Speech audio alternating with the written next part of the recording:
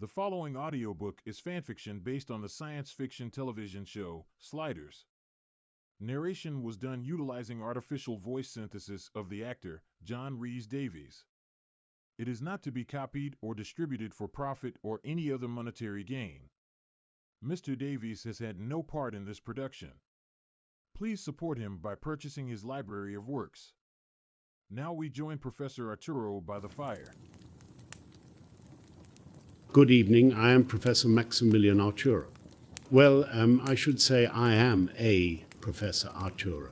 One of many in the multiverse. I bring tonight a tale that was relayed to me by a group of 4 individuals calling themselves Sliders.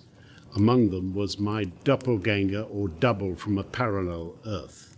A devilishly handsome fellow, I might add. It is a story of great significance and a testament to the human condition. A cautionary tale, if you will. It revolves around the enduring power of hope, courage and solidarity in the face of oppression. It underscores the importance of standing against injustice, no matter how insurmountable the odds may seem. So without further ado, I bring to you a story of what might have happened had slavery not been abolished in the United States of America. Originally written as a screenplay in 1996 by author Jimmy Catlett. It has been adapted and condensed into this short story, presenting for the first time to the public Freedom Slide. Chapter 1, The Slide. The vortex swirled and crackled an almost otherworldly hum, accompanying the blinding light. As the 4 travelers tumbled out onto the hard-packed dirt road, they struggled to regain their footing. Quinn Mallory was the first to rise, his eyes scanning their new surroundings. The sky was clear, the air filled with the scent of dust and something else. Something he couldn't quite place. Quinn brushed himself off and looked at his companions. Wade Wells, his best friend, was already on her feet, her brow furrowed in confusion. Professor Maximilian Archer, ever the scholar, was examining the architecture of the buildings that lined the road. Rembrandt Crying Man Brown, the talented singer who had been swept up in their adventure by accident, was the last to stand. "Is everyone all right?" Quinn asked, his voice steady despite the uncertainty that gnawed at him. "Yeah, I think so," Wade replied, dusting herself off. "Where are we this time?" Professor Arturo adjusted his glasses, keen eyes taking in the details around them, judging by the architecture and the lack of modern technology.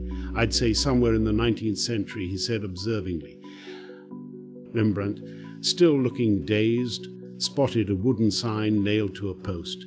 His eyes widened as he read it. "Hey guys, look at this." Wade joined him, her expression quickly turning to one of horror. "Slaves for sale." "Oh my God," she gasped in disbelief. Quinn felt a cold shiver run down his spine. The implications of where they had landed hit him like a punch to the gut. "We need to get off this road. Quickly," he said with urgency. The group moved hastily towards a nearby wooded area, trying to stay out of sight. Quinn's mind raced. They had slid into some terrifying worlds before, but this was a nightmare. Chapter 2, Captured. They moved through the woods with a sense of urgency, the forest providing a temporary refuge. Rembrandt's unease was palpable, and he voiced what they were all thinking. "I don't have a good feeling about this, you." Just then the sound of a whip cracking and shouts reached their ears. Quinn's heart leapt into his throat. "You there." "Stop," a voice commanded. Before they could react, men on horseback emerged from the trees. They were armed, their eyes cold and merciless. Rembrandt froze, his fear plain on his face. Quinn, looking toward Rembrandt, shouted, "Go run. Get out of here, Remy, don't let them catch you." But it was too late. The men descended on Rembrandt, who struggled valiantly but was quickly overpowered. The rest of the group could only watch in horror as he was dragged away, chains clinking ominously. Remy, Wade screamed, tears streaming down her face. Professor Arturo grabbed her arm, pulling her back. "We have to help him," she cried. Quinn's mind was racing. Not now. We'll be captured too. We need a plan. With heavy hearts, they retreated further into the woods, hoping to regroup and find a way to save their friend. Chapter 3. The abolitionist camp. As night fell, the forest took on an eerie silence. The group huddled together, trying to formulate a plan. They knew they needed help, and fast. It was then that they saw the flicker of a campfire in the distance. Approaching cautiously, they found themselves face to face with a group of people, men and women of various ages, all with a determined look in their eyes. The leader, a rugged man in his 40s, stepped forward. "Who are you and what do you want?" he demanded, his voice firm. Quinn stepped forward, his hands raised in a gesture of peace. "We're travelers. Our friend was captured by a slave trader. We need your help to get him back." A woman standing next to the leader, her eyes sharp and assessing, spoke up. "How do we know we can trust you?" Wade, her voice filled with desperation, pleaded, "Please, we just want to save him. We'll do whatever it takes." The leader sighed, his stern expression softening slightly. "All right, come with us. We have a plan that might just work." Chapter 4. Inside the slave encampment. Rembrandt was thrown into a crude wooden cage, the iron bars cold against his skin. He looked around, his heart sinking. The camp was filled with the moans of the enslaved, their spirits broken by years of torment. He spotted an elderly woman sitting quietly in a corner, her eyes filled with a wisdom that transcended the horrors around them. A burly man, the overseer, approached the cage. His face was twisted into a cruel sneer. "Welcome to your new home, boy. Get comfortable." The elderly woman spoke softly, her voice a soothing balm. "Don't mind him, child. We'll get through this." Rembrandt, his voice barely a whisper, asked, "Who are you?" "I'm Miss Ella. Been here longer than most. Just keep your head down and don't lose hope."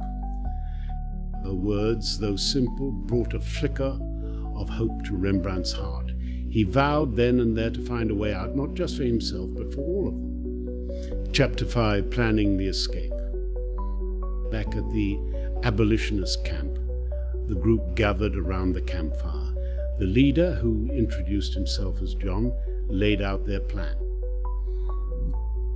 "We're planning to raid the camp tomorrow night. We'll need to coordinate to make sure we free everyone," he explained.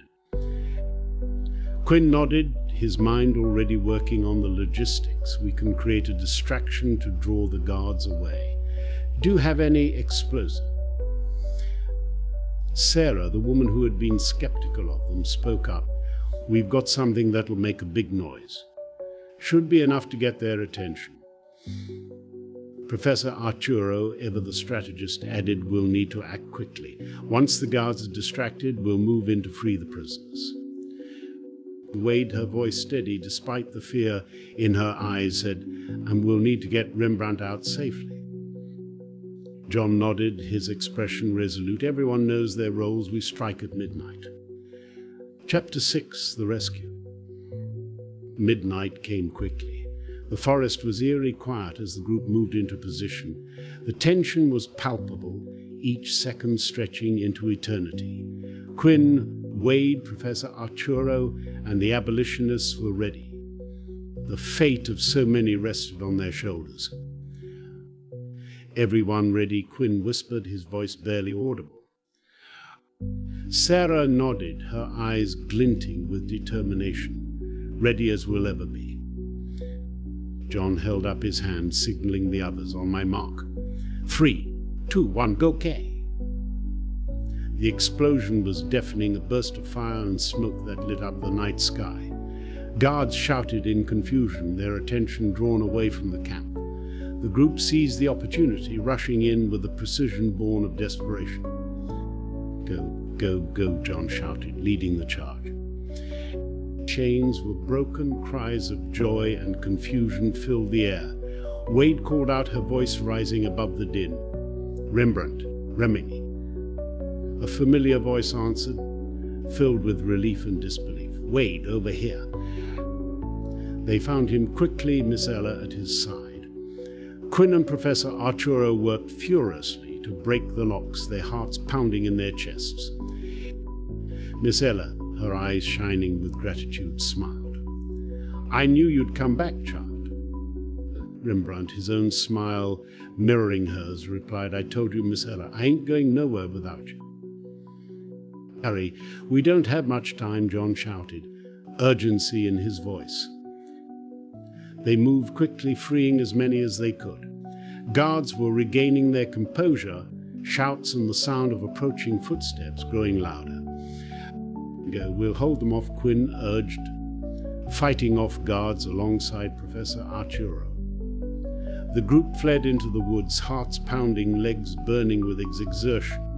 The cries of their pursuers grew fainter as they ran, the night swallowing them up. Chapter 7 safe at last. Hours later, they reached a safe house deep in the forest. The crackling campfire was a welcome sight, the warmth a balm to their weary bodies. They sat around the fire, catching their breath, the enormity of what they had accomplished settling over them. John, his face lined with exhaustion but lit with a triumphant smile, spoke first. "We did it. They're free." Miss Ella, tears streaming down her face, murmured, "Thank you, thank you." Rembrandt, his voice filled with emotion, said, "We couldn't have done it without you."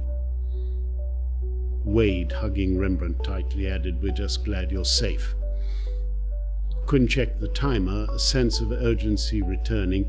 "We need to slide soon. Our window's coming up." Professor Arturo, ever practical, nodded. "Indeed, but at least we leave this world a little better than we found it." John stood, extending a hand to Quinn. "Good luck, travelers, and thank you." One by one they stepped through the vortex, each looking back one last time. Miss Ella's voice, soft and filled with hope, followed them. "May the good Lord watch over you." As the vortex closed, leaving behind a quiet, hopeful night, the group knew they had made a difference. And as they tumbled into the unknown once more, they carried with them the spirit of those who fought hard and long for freedom from oppression. Farewell, my friends. I hope you were entertained and inspired by this story of our illustrious group of sliders. When next we meet, I will have another sliding adventure to impart. Until then, may you have safe travels. Goodbye.